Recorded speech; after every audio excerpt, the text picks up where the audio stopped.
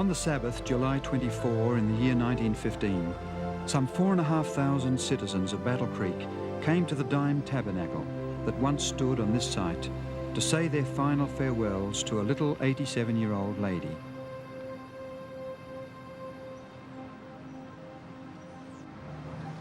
Just what was it that made Ellen White so special? This is the biographical information blank that she completed in March 1909. She was 81 years of age at the time and described herself as being 5 foot 2 inches or 158 centimetres tall, 140 pounds or 63.5 kilograms in weight, with a rather dark complexion, grey hair and grey eyes. She records her birthplace as Gorham, Maine, on November the 26th, 1827, and the date of her conversion as probably in March 1840. Late in August 1846, at the age of 18, she married James White. 4 sons were later born to them. Henry Nicholas in August 1847, James Edson 2 years later, William Clarence in August 1854, and John Herbert in September 1860. While such information is interesting, it doesn't give us any real insight into how she related to others, or how she handled the disappointments and frustrations of her life. As God's messenger, did she have to experience sorrow and ill health, or battle with appetite in the same way as most of us do?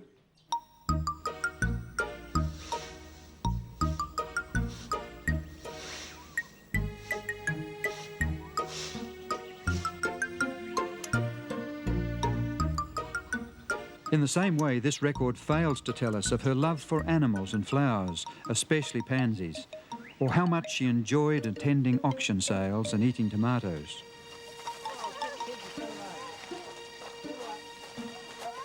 It does not tell us of the countless days spent mothering other people's children, or of her cheerful visits to her neighbours with products from her garden and practical advice for the sick. In fact, such information tells us very little at all about Ellen White as a wife and mother. If you had lived in Topsom, Battle Creek, St. Helena, or here in Currambong, or known her as a neighbour or friend, how would she have impressed you? Topsom in the state of Maine, USA, is a town some 40 minutes' drive to the northeast of Gorham, where Ellen White was born. Here stands the home that once belonged to Stockbridge Howland, a successful engineer and a prominent early Seventh-day Adventist.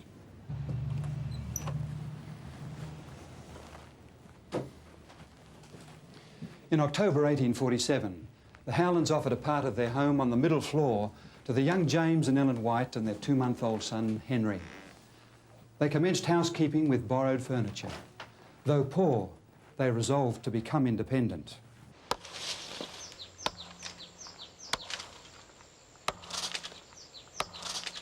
James White worked hauling stone on the railroad and chopped cordwood in the forest, for which he was paid the handsome sum of 50 cents a day. In spite of their poverty and hardship, the young mother was able to write, "Sufferings and trials bring us near to Jesus." In vision, she was shown that God had been trying them for their good and preparing them to work for others by preventing them from settling down at ease. Convicted that they must work for the salvation of others, and knowing the rigours of travel in the 1840s, the Whites were forced into a difficult decision. Ellen wrote, "Alone before the Lord with most painful feelings and many tears, I made the sacrifice and gave up my only child for another to have a mother's care and feelings." They left young Henry in the loving care of the Howlands. Frequent visits helped to maintain the bond between the parents and their firstborn son. And how happy they were when they were able to take him back into their home 5 years later as a well-trained praying boy. As fortune would have it, 10 years later in December 1863, that same Henry, now 16 years old, fell ill with pneumonia while visiting the Howlands. Sensing that he would not survive, he made his mother promise that he would be taken back to Battle Creek and laid beside his little brother John Herbert, who had died 3 years earlier at the age of 3 months. As he said, so that we may come up together in the morning of the resurrection. When our noble Henry died, when our sweet singer was borne to the grave, and we no more heard his early song, ours was a lonely home. But God comforted us in our bereavements, and with faith and courage we pressed forward, in bright hope of meeting our children who had been torn from us by death, in that world where sickness and death will never come. In 1856, the Whites moved into this 2-story cottage in Wood Street, Battle Creek. It was the first home they had ever owned, and the original building contained 6 rooms before 2 lean-to additions were added.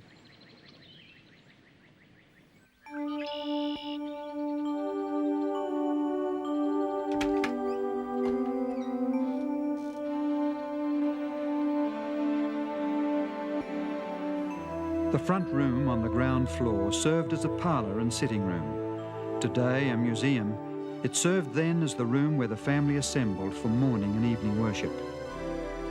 In 1859, Ellen White began to keep a daily journal.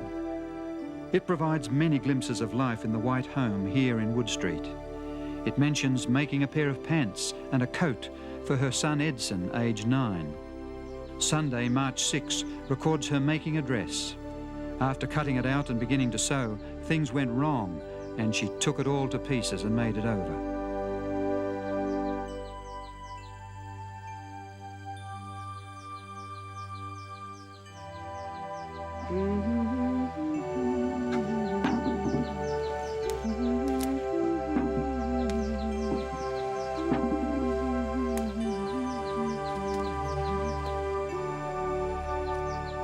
Ellen White was an enthusiastic gardener. Her diary tells of planting out currant and raspberry bushes and strawberry plants. Her entry for Monday, April 11, tells us she spent most of the day making a garden for her children because she wanted home to be the pleasantest place of any to them.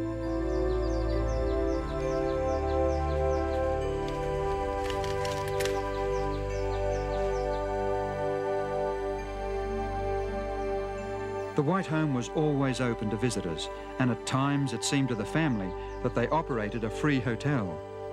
A diary entry in June tells of 35 eating at their table.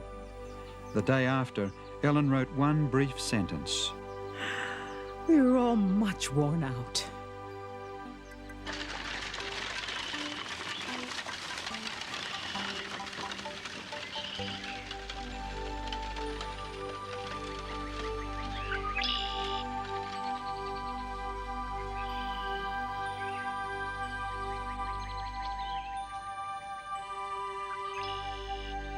Travelling to visit the churches occupied a large amount of the Whites' time.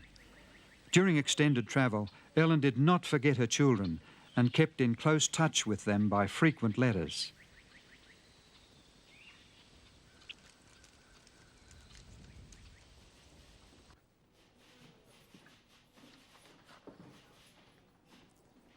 In 1859, to her 5-year-old son, Willie, she described her activities and experiences in language he could understand.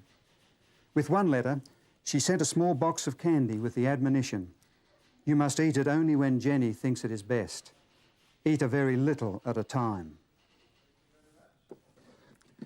And to her 18-year-old son Edson, she wrote in 1868, "I was disheartened, and so was your father, to see you so ready to put on a coat which cost $26, merely to walk down to the office. Edson, I am sorry that you do not manifest more care in regard to your clothing."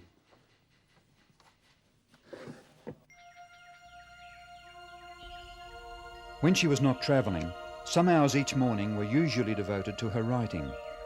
In the afternoons, sewing, mending, knitting, or occasional shopping trips to town, or visits with sick neighbours occupied her time. After receiving the vision concerning health in 1863, the Whites returned to their home, determined to put into practice what she had been shown. Little did she realise how hard the battle with appetite would be.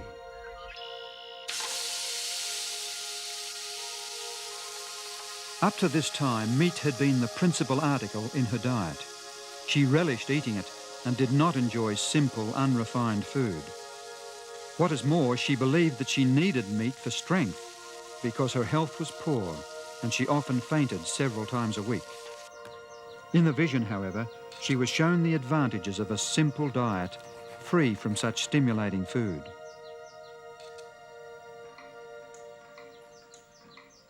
She instructed her cook not to serve meat anymore.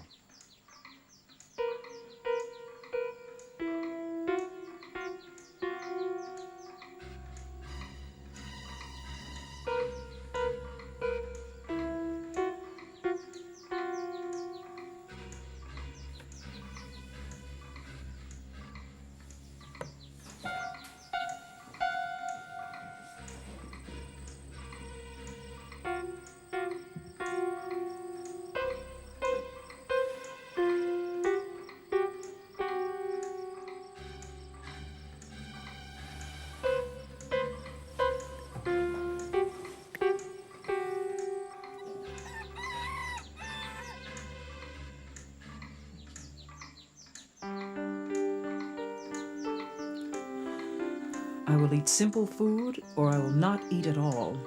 Stomach, you may wait until you eat bread.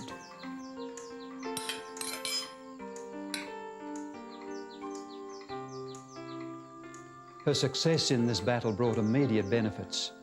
It was not long before she was able to enjoy simple and wholesome food. 6 months later, she wrote that her health had never been better and that the faint and dizzy spells had left her.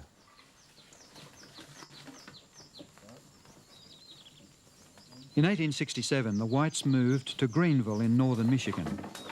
For 2 years, James had been very ill from stress, overwork, and the effects of a stroke. His sickness persuaded his wife to take some unusual measures in an attempt to help him regain his health.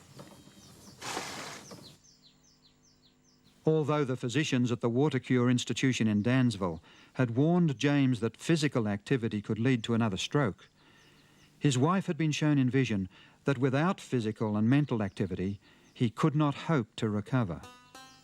In the midsummer of 1867, she saw an opportunity to involve her husband in some physical exercise. While the hay was drying in the fields, she visited their neighbours and persuaded them to say that they were too busy with their own harvesting to help her husband when he asked for their assistance. Reluctantly, they agreed to cooperate. According to plan, when the request was made, James White was very disappointed at the response. His wife, however, spoke up. Let us show our neighbors we can work ourselves. As they passed by, the locals were surprised to see the lady who had been recently conducting public meetings, pitching hay on the wagon, treading it down, and building the stack as she worked with her husband and son, Willie. But more importantly, her innovative strategy helped restore her husband's health and strength. Due to the primitive state of photography at the time, no photograph exists of Ellen White smiling, although one artist has drawn this picture based on an early photo. In actual fact, Mrs. White was anything but morose. She was known to enjoy a hearty laugh at an amusing situation or a nice turn of words. Like many of us, she gained weight with age. When a friend in Japan sent her a knitted vest-like garment called a hug-me-tight, she found it much too small. She wrote expressing her great appreciation for the gift and added wryly, But there's a great deal more to Sister White than most people think. James and Ellen White lived in Battle Creek much of the time until 1881. Their marriage was a happy one, and they shared a very tender relationship, in spite of the strength of their personalities and some occasional differences of opinion. For like the biblical prophets, Ellen White was not without her faults. In 1876, she had occasion to write to her husband. I am not free from mistakes and errors in my life. Had I followed my Savior more closely, I should not have to mourn so much my unlikeness to his dear image. Again I say, forgive me, every word or act that has grieved you.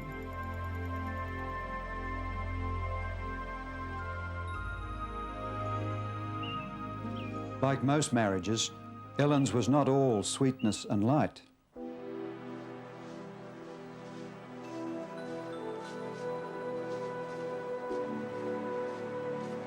When James died prematurely in Battle Creek in 1881 at the age of 60, Ellen White felt the loss deeply.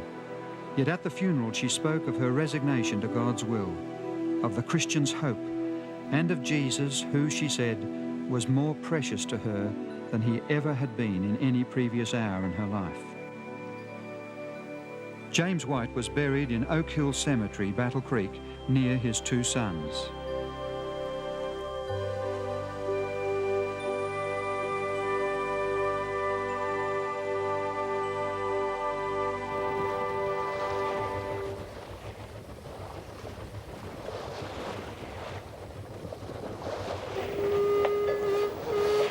Where do you live? Where? West. 10 years later, in 1891, Ellen White sailed for Australia. Unfortunately, she soon fell ill with malarial fever and inflammatory rheumatism. For the next 11 months, she experienced the most terrible suffering of her whole life and became an almost helpless invalid. Yet in the following year, she was able to write, These months of suffering have been the happiest years of my life because of the companionship of my Savior. I am so thankful I have had this experience because I am better acquainted with my precious Lord. All through my sickness, His love, His tender compassion was my comfort, my continual consolation. One reason why she had come to Australia was to help in the setting up of a school. In 1894, she inspected a property of 1,450 acres in Coorambong, New South Wales, and was impressed that this site should be the school location. The land was subsequently purchased and a portion cleared of its huge eucalypt trees. In vision, an angel told Ellen White that though the soil appeared to be poor, rightly worked, it would produce abundant crops. As an expression of her faith, she purchased 40 acres from the estate and began to plan for her own home and the laying out of an orchard. On just 2 acres, over 500 fruit trees of a dozen different varieties were planted, using the method the angel had explained to her. It was said that if Ellen White heard of any fruit tree, vegetable or flower that would not grow in the area, she would plant it because she believed false witness had been given about the land. Despite the adverse agricultural reports, within 18 months of planting, she was able to describe the fruit from her peach trees in a letter to a friend in South Africa. These are the most beautiful in appearance. I have never seen them larger. 2 of them weighed 1 pound. We are seeing the exact fulfillment of the light the Lord has given me, that if the land is worked thoroughly, it will yield its treasures. In December 1895, Ellen White and her helpers moved into this 11-room cottage, which she later named Sunnyside. It was situated in Avondale Road, Coorambong, not far from the school, and was to be her home until her return to the United States in 1900.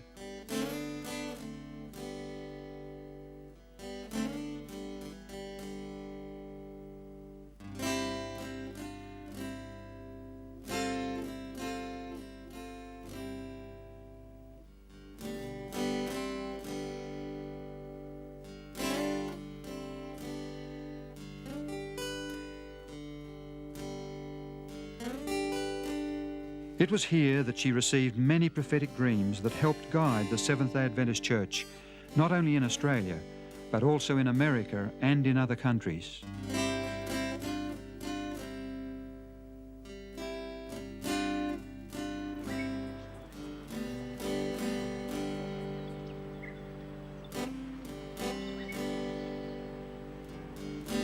The Avondale School was to be a pattern school for the educational work of the Seventh-day Adventist Church. Here she met with the school principal and teachers who were anxious that its operation should be in harmony with the instruction God had given to her.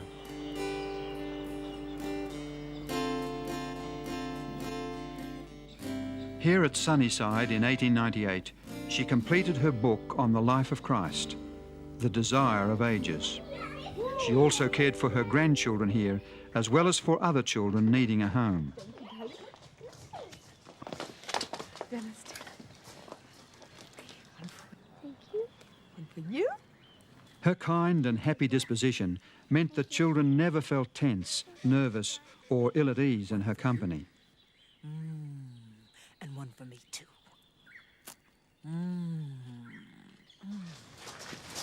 Good morning, brother. Morning, Sister White. It was here too that she cared for the needs of the sick in the surrounding district.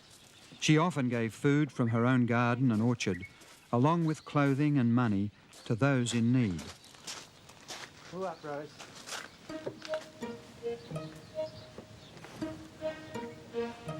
Yep.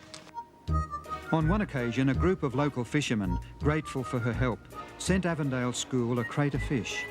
The cook, accustomed to serving vegetarian meals, wondered whether she should throw them out. Ellen White responded, "Of course not. Aren't there people in the community who would be thankful for them? Send them the fish with our compliments." She then wrote a letter of thanks to the fishermen for their kindness, expressing her appreciation of the thought behind the gift. Before she left Sunnyside in Australia in late August 1900, a beautiful velvet-bound autograph album was presented to her in the Kurenbong Church.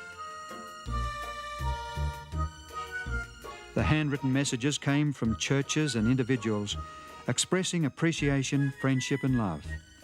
It also included pictures of churches, portraits of friends and scenes from her Sunnyside home. One page was even reserved for shots of her watchdog, Tiglath-Pileser.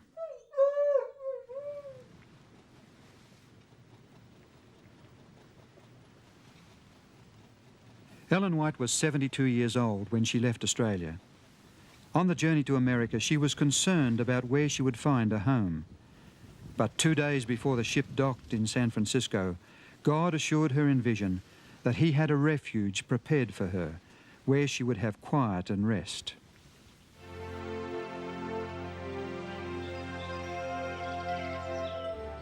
Within a week of her arrival, she was directed to this furnished 7-room home. It was set at the foot of the hill below the St. Helena Sanitarium in California. To her delight, she found she could buy it for less than she had received for the sale of Sunnyside. The residence was given the name Elmshaven, and it was to be her home for the last 15 years of her life.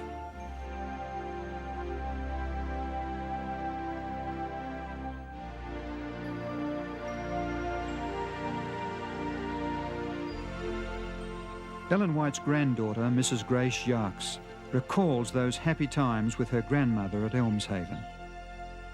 Now, we often had a hot drink for breakfast, postum, sometimes cocoa, which was really just chocolate-flavored milk. We had a lot of milk. A hot cereal, well-cooked, served with cream. Fresh fruit, usually a dish of stewed fruit if it wasn't summertime when we could have fresh fruit. But usually, if it was at all possible, we had fresh fruit from the garden. There was an orchard with peaches, apples, pears, and even persimmons, so that we had fruit through very much of the year. Fruit was one of the main dishes of breakfast. Now, once in a while, we would have an egg for breakfast. So Ellen White herself never gave up the use of milk and eggs. She needed the eggs and milk for protein, cottage cheese we made. She could not use dried legumes. She was allergic to even lentils. And my mother made the most delicious lentil roast with olives in it. But grandmother couldn't eat it. She just had to watch us enjoy it. She herself could not eat the dried legumes of any type, it seems. So she would need, you could see, to use as long as possible eggs and milk, but she made sure to see that the milk was scalded so there was no danger from germs in the milk, and also to see that the eggs were from hens that were grain-fed. And everyone was happy. Nothing ever unpleasant at the table. And often some rather amusing things happened at the table. Some was amusing for some people and not for others. I remember one man and his wife was here, and she was pregnant, and she wanted some white bread, and her husband wouldn't let her touch white bread. It had to be this dark graham bread, which is all right, but she wanted some white bread, and he said, no, you mustn't eat any white bread. So here they were at the table, and sitting at the table, and Ellen White looked around after the blessing, and she said to the lady, she was looking at the bread on the table, and it was dark bread, and she said, Mrs. So-and-so, would you enjoy a little white bread? And that's what she'd just been wanting, but her husband said, no, you mustn't. You must always have entire wheat bread for the nourishment. You must have nourishment. But once in a while, it's nice to have something you just want. And Ellen White seemed to know that, and without asking anything, she said, may I get you some white bread? And she did. I imagine the husband felt rather embarrassed. I don't know. And she wasn't straight-laced. I mean, what should I say? She didn't want us to take her writings as a straitjacket. It was her writings were to assist in different activities in life. She was well liked. She used to stop as her carriage when they'd go by the vineyards and men were working there. She'd stop and talk to them about it, different things, and about their work. And if she heard that there was a new baby someplace, whether they were Adventist or not, that didn't make any difference. Well, she'd, in the carriage, go in the afternoon, take some present to them, to the new baby, and recognize that something has happened, that it means something to them, the people, that she enjoyed it too. She was a very outgoing person.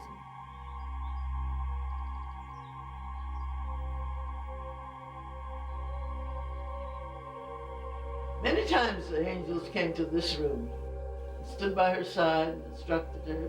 Wouldn't that be interesting to talk to angels? Someday we'll be able to talk to our angels, and that'll be wonderful. But the most interesting time was when Jesus himself was here, and I can't forget that. How interested he was in the little lady who was trying to carry out the instruction that was given her, and writing and writing.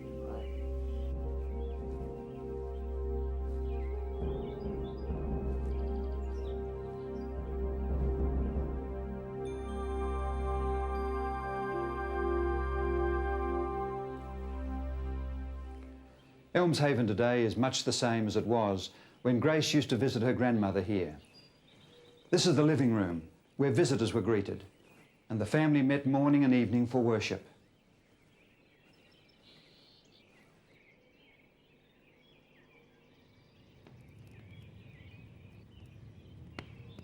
Ellen especially loved this fireplace, with its brown tiles depicting the legend of King Arthur and his knights.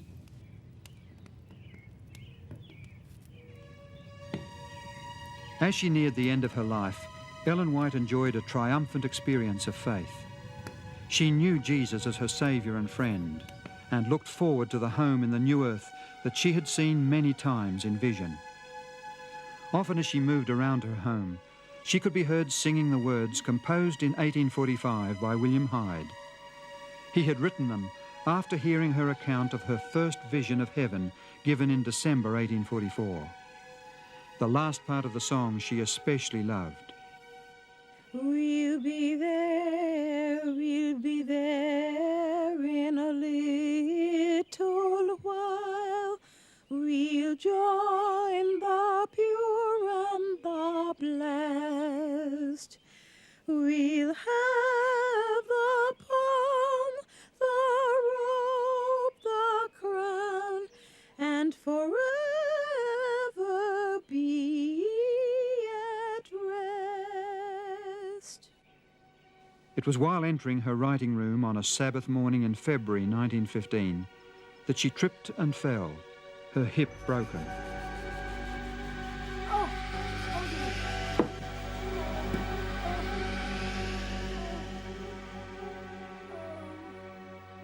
And when it came time, we could see that she was not going to live very long. We sent for my sister Mabel, who was Dean of Women at Loma Linda, to come and be here at the time. So they put the head of the bed by the fireplace, and we all gathered around. And she breathed less and less deeply, and just finally stopped breathing. There was no struggle. We wondered if she would say something. You always wonder, will people say something at last? But she didn't. She had already said what she wanted to say. She said, "I know in whom I believe." There was no panic. So she just quietly stopped breathing. In July, at, what time is it by that clock? 3:45.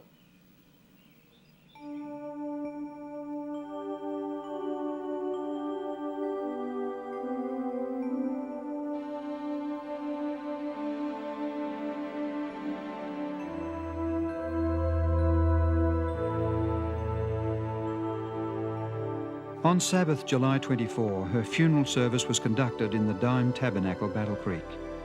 Some 3,500 people crowded into the church, and 1,000 more stood on the lawns outside.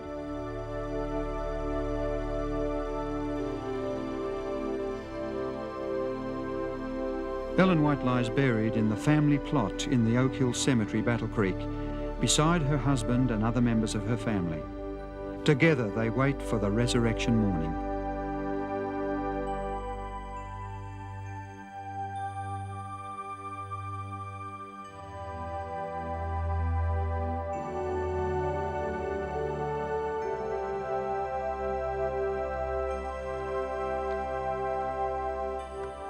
As with all God's messengers through the ages, Ellen White experienced the joys and sorrows of life. Like them, she did not lose the uniqueness of her personality, nor was she suddenly endowed with abilities that she did not previously possess. She was no plaster saint, but was one who always acknowledged that she was a sinner saved by God's grace. Like the prophets before her, she struggled with temptation, mourned her unchristlike character, possessed at times a faulty memory, had her likes, dislikes, and her own tastes of dressing and homemaking. She recognized her limitations of knowledge and understanding, apart from the revelations received from the Lord, and she lamented her inadequate writing ability. But she was also a warm, caring, and generous-hearted wife, mother, and friend who was greatly devoted to her God and to those about her. Chosen by God as his messenger to the Seventh-day Adventist Church, God used her through the prophetic gift to bring unity of faith, to guide and strengthen the church, to magnify the principles of his word, and to bring to men and women a clearer view of Jesus. Of her writings, she declared, They will constantly speak, and their work will go forward so long as time shall last.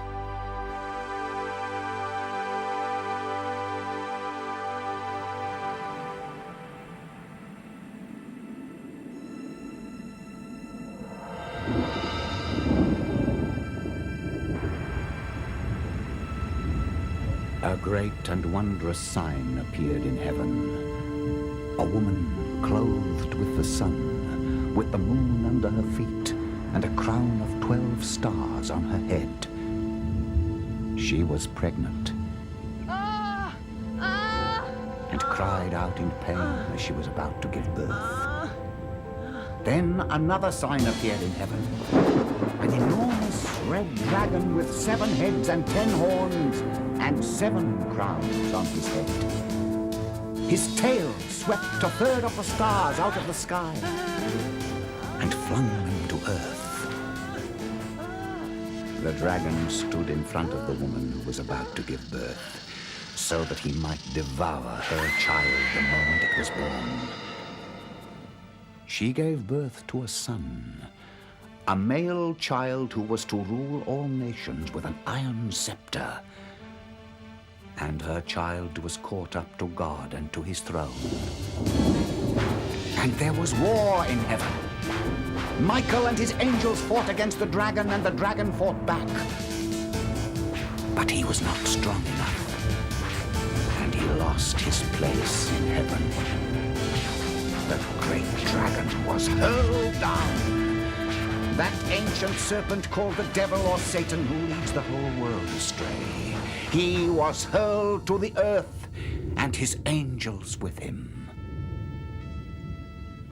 When the dragon saw that he had been hurled to the earth, he pursued the woman who had given birth to the male child. The woman fled into the desert to a place prepared for her by God, where she might be taken care of for 1,260 days. Then the dragon was enraged at the woman and went off to make war against the rest of her offspring, those who obey God's commandments and hold to the testimony of Jesus. These dramatic words of Revelation chapter 12 describe the most momentous war this universe has ever witnessed, the conflict between Christ and the forces of good and Satan and his cohorts of evil. The origin, progress, and glorious climax of this great controversy story were also revealed to Ellen White in a 2-hour vision given her on Sunday, March 14, 1858, in Lovett's Grove, now known as Bowling Green, Ohio. She was told to write out what she had seen, but she was also warned of the consequences, for Satan would make strong efforts to prevent her. The assurance was given her, however, that God's angels would not leave her in the conflict. She soon discovered what this meant. The next day, James and Ellen White left Bowling Green and took the train for Battle Creek, Michigan. On the way, they made plans to write out and publish what she had seen.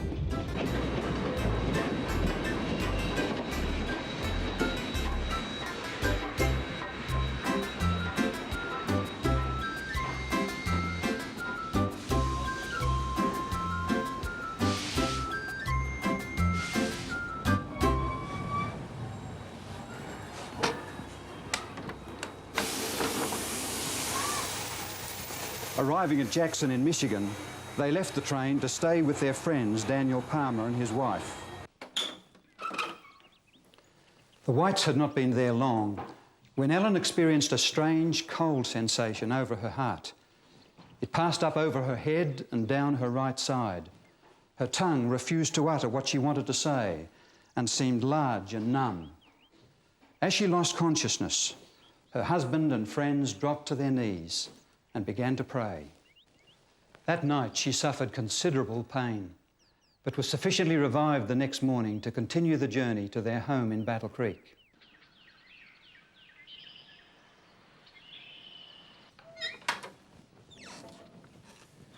Ellen White was carried up these stairs to her bedroom, where for several weeks she could not feel the touch of the hand or the coldest water poured on her head. She tried to struggle to her feet in an attempt to walk, but at times fell helpless to the floor.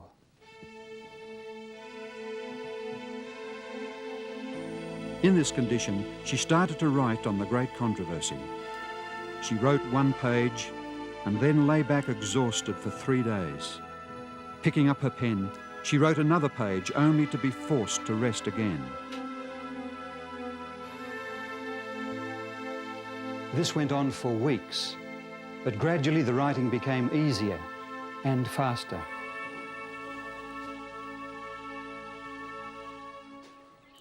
In September 1858, this small volume came from the press. It carries the title, Spiritual Gifts, Volume 1, The Great Controversy Between Christ and His Angels and Satan and His Angels. It contains 41 chapters, beginning with the fall of Satan and concluding with the second death. During the remaining 57 years of her life, Ellen White received other visions concerning the great controversy story. She also studied the writings of historians that provided her with dates and details of minor importance not presented in the visions. These, together with her knowledge of the Bible, enabled her to greatly enlarge her initial account and write out a connected history of what she had seen. Finally, these 5 volumes in the Conflict of the Ages series containing 3,600 pages, set forth most completely the origin, progress, and final acts in the great drama of the ages. In the introduction to her book, The Great Controversy, Ellen White explains why the scenes of the long-continued conflict between good and evil were revealed to her, and why she was instructed to make it known to others. In the great final conflict, Satan will employ the same policy, manifest the same spirit, and work for the same end as in all preceding ages. That which has been will be, except that the coming struggle will be marked with a terrible intensity such as the world has never witnessed. The issues in that struggle and the final acts in the great controversy of the ages are portrayed in Revelation chapters 13 and 14. Revelation 13 predicts that all the earth's inhabitants will finally be brought to a decision of submission and allegiance to either Christ or Satan. To prepare for this last great crisis, God sends a threefold message of warning described in Revelation 14. It is to be preached to every nation, tribe, language, and people, for every human being must be given the opportunity to make the ultimate choice. Worship the Creator, or worship the power identified as the beast, the ultimate counterfeit of truth, and the dragon, Satan, who gives to him his power, his throne, and his great authority. According to Revelation 14, this message is not sent, however, until God's great final judgment commences in heaven. Right on time, a people arose to proclaim that that judgment hour had come. William Miller heralded the soon return of Christ. Hiram Edson pointed to the beginning of Christ's final work of judgment in the heavenly sanctuary in 1844. Rachel Oakes shared the knowledge of the seventh-day Sabbath that had been preserved down through time. And Joseph Bates saw its prophetic significance in preparing a people for the coming of the Lord. To Ellen White was given the testimony of Jesus, the prophetic gift, to provide guidance and direction in the proclamation of the everlasting gospel. Through her visions, God directed in the founding of a worldwide program of schools, colleges, hospitals, health food factories, publishing houses and churches. All these are dedicated to the sharing of the good news of God's great love and of Christ's soon return. From every nation under heaven, people are responding to God's call to worship Him as the Creator and Redeemer. The Bible identifies them by their faithfulness to Jesus and their keeping God's commandments, expressed in their love to God and their fellow man. To a world desperate for a ray of hope, in the darkness of increasing disease and despair, violence and fear, they have a message bringing healing, reconciliation, and liberation. Jesus died for the sins of all. He lives to grant forgiveness to those who ask Him for it, and He is soon to return to establish a new world where pain and tears and death will be no more.